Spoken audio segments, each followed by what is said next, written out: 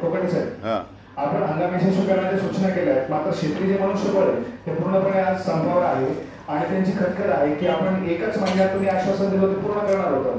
त्यांना नेमकं मानसिक आधार कसा देणार आपण मंत्री म्हणून? प्रश्न असा आहे की शासनाने त्यांच्या सर्व मागण्या मान्य करण्याचा निर्णय घेतल्यानंतर पुन्हा जर कोणी अधिकारी कर्मचारी संपावर जाणार असतील तर त्यांच्यावरती कारवाई 100% केली जाईल. 4-8 दिवसामध्ये हजर झाले तर ठीक आहे, नाही झाले तर कारवाई करणार आम्ही. आणि दुसरी गोष्ट अशी आहे की जरी आश्वासन दिलं असलं तरीसुद्धा त्याला प्रोसेसला वेळ लागतो. सरकार आहे, फाईल फिरवला तो वित्त विभागात जाण्यासाठी येण्यासाठी टेंडर काढणं, वर्क ऑर्डर देणं, वर्क ऑर्डर माल सप्लाय होणं, याच्यामध्ये वेळ जातो. ते काय लगेच अशी पद्धत नाही आहे की एका मिनिटात बटन दाबलं लगेच ताबडतोब त्यांचं आश्वासन पूर्ती केली, असं होत नाही. पण सरकार जर सकारात्मक आहे, सरकार जर नाहीच म्हणत नाही तर मग तुम्ही कशासाठी सरकारला विटीस धरताय? का शेतकऱ्यांना विटीस धरताय? चुकीचं आहे ते. पण त्यांचा असा आरोप आहे की ग्रामविकास आणि महसूलच्या तुलनेत त्यांना सापत्न सातत्याने मिळते. असं अजिबात नाही. त्यांचा निर्णय झालेला आहे, त्यांचा निर्णयाची फाईल मूव्ह झालेली आहे. 4-8 दिवसामध्ये त्यांचा निर्णय या ठिकाणी होणार आहे. एकदा कमिटमेंट झाली की झाली. जर व्हायचंच नसेल, करायचंच नसेल त्यावेळेस त्यांना नाही सांगितलं असतं मी. पण एकदा मी त्यांना अश्युअर केलेलं आहे की येस तुम्ही तुमच्या मागण्या आम्हाला बहुतांश मागण्या ह्या मान्य करायच्या आहेत आणि मान्य करू आम्ही. जर आम्ही एकदा हो म्हटलेलो आहे तर मग समोर जाण्याचं काय कारण आहे? प्रोसेसला तर एवढा वेळ लागणारच आहे, शेवटी सरकार आहे. त्यामुळे त्यांनी प्रोसेस समजून घेतली पाहिजे.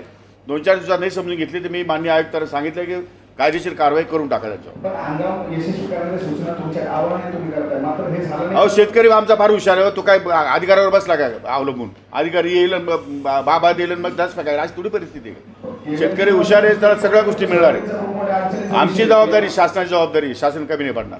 आम्ही काही करू, कॉन्ट्रॅक्ट बेसवर लोक भरू. आता सध्या मान्सून पूर्व पाऊस आणि वादळी वाऱ्यामुळे प्रचंड फळबागांचं नुकसान आहे. गेल्या 4 वर्षांपूर्वी दादा भुसे ज्यावेळेस राज्याचे कृषी मंत्री होते त्यावेळेस क्रॉप कव्हरचा विषय ऐरणीवर होता. आता तुम्ही 4थे कृषी मंत्री, मात्र अजूनही ते बिल शेतकऱ्यांना मिळत नाही नाशिक जिल्ह्यामध्ये. धोरणात्मक कॅबिनेटने मान्यता दिलेली आहे. क्रॉप कव्हरच्या संदर्भात निर्णय झालेला आहे. त्याचं धोरण तयार होऊन लवकरात लवकर क्रॉप कव्हर कुठल्या शेतकऱ्यांना पाहिजे, त्यांची मागणी कशी आहे, त्याला खर्च किती आहे, त्याला अनुदान किती आहे, हा सगळा धोरणात्मक निर्णय अद्याप होणं बाकी आहे. परंतु कॅबिनेटने ग्रॉस ज्या काही योजना आहेत त्या योजनाला कॅबिनेटने मान्यता दिलेली आहे की 5,000 कोटी रुपये दरवर्षी खर्च करायला कॅबिनेटने मान्यता दिलेली आहे भांडवली खर्चासाठी. त्या जुन्या पद्धतीने पीक विमा योजना लागू राहील.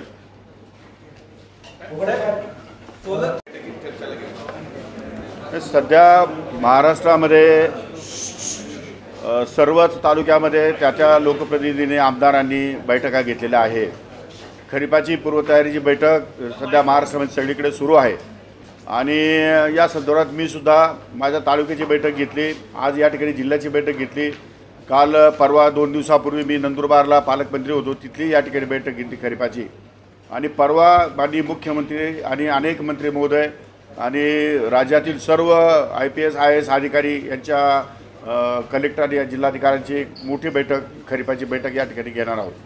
या दृष्टिकोनातून खरीपाच्या संपूर्ण पेरणीला आणि लागवडीला सामोरं जात असताना सरकार म्हणून काय तयारी आहे, काय अडचणी आहेत, या सर्वांचा आढावा या ठिकाणी आम्ही घेतो आहे. बहुतेक आढावा पूर्ण झालेला आहे आणि जवळपास शेतकऱ्यांना अपेक्षित असलेली जे काही खते, बी बियाणे, औषधे हे सर्व स्टॉकमध्ये या ठिकाणी बऱ्यापैकी आलेलं आहे. एक 2-4 दिवसामध्ये 100% स्टॉक उपलब्ध होईल आणि पूर्णपणे खरीपाला या ठिकाणी अडचणी येणार नाही अशी माझी या ठिकाणची धारणा आहे. नंबर 2, महाराष्ट्रामध्ये 5 मेपासून जवळपास आज तागायत किंवा याही पुढे अजून अवकाळी पाऊस सुरू आहे आणि या अवकाळी पावसामुळे जवळपास 26-27 हजार हेक्टर क्षेत्र हे या ठिकाणी बाधित झालेलं आहे.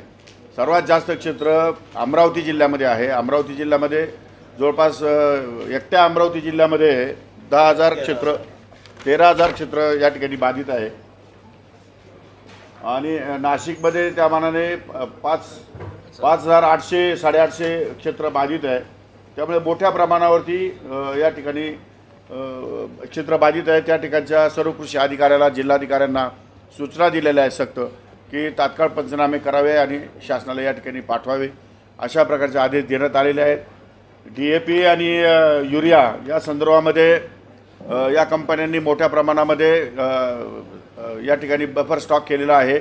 काही त्यांची रॅक या ठिकाणी येते आहे आणि काही उपलब्ध होणार आहे, त्यामुळे त्यामध्ये काही अडचण येणार नाही.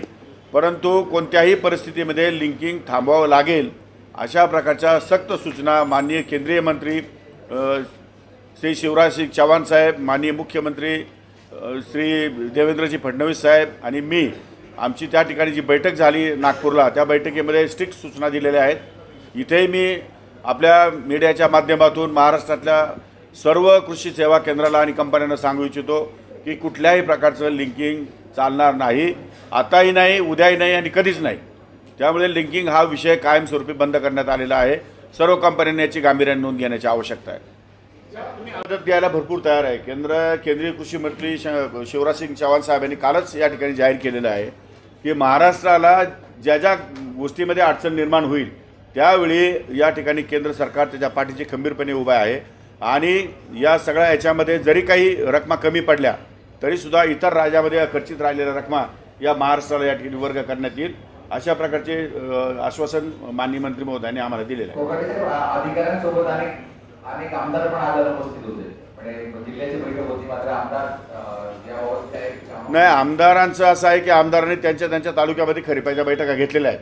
त्यामुळे आमदारांनी येणं अपेक्षित जरी असलं तरी पण त्यांनी ऑलरेडी बैठक घेऊन काही सूचना केल्या आहेत.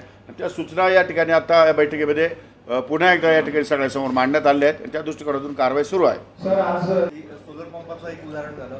असे अपूर्ण माहिती घेऊन 8-8 दिवस आधी जर बैठकीचं कार्यक्रम ठरत असेल, तुमचाही वेळ वाया जातो, संपूर्ण यंत्रणेचाही वेळ वाया जातो. नाही, आता त्यामध्ये आम्ही सूचना केलेल्या आहे की त्या लोकप्रतिनिधीला त्यांनी यादी तालुका आणि गावासह यादी प्राप्त करून द्यावी आणि पुढच्या वेळेस जर अशा प्रकारचे अपरिपक्वता त्याच्यात दिसली तर त्यांच्यावर कारवाई करण्यास सांगता येईल. आज केंद्रीय कृषी मंत्री सुद्धा बैठक घेणार आहेत.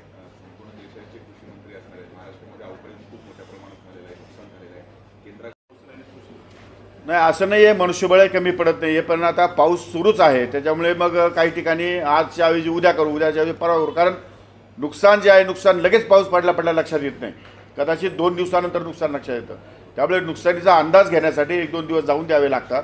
त्यामुळे मग तोपर्यंत नुकसान कळत नाही, कारण फळपिकाचं नुकसान जास्त आहे आणि फळपिकाचा इफेक्ट हा लगेच पाऊस पडल्या लक्षात येत नाही. त्याला थोडा वेळ द्यावा लागतो, 1-2 दिवसाचा, पण आठवड्यामध्ये संपूर्ण पंचनामे या ठिकाणी होतील. साहेब, राज्यभरातली काय आकडेवारी आहे?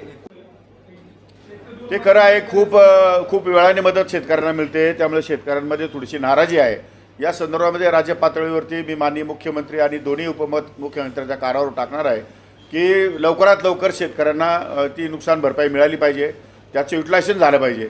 शक्यतो नुकसान भरपाई खरीपपूर्व हंगामामध्ये किंवा रब्बीपूर्व हंगामामध्ये जर मिळाली तर त्यामध्ये शेतकऱ्याला शेतीमध्ये खर्च करण्यासाठी आणि शेतीमध्ये भांडवली गुंतवणूक करण्यासाठी कामाला येऊ शकतात आणि म्हणून त्या काळामध्ये त्याच्या आतमध्ये या ठिकाणी त्यांना मदत कशी मिळेल असा या ठिकाणी माझा प्रयत्न राहणार.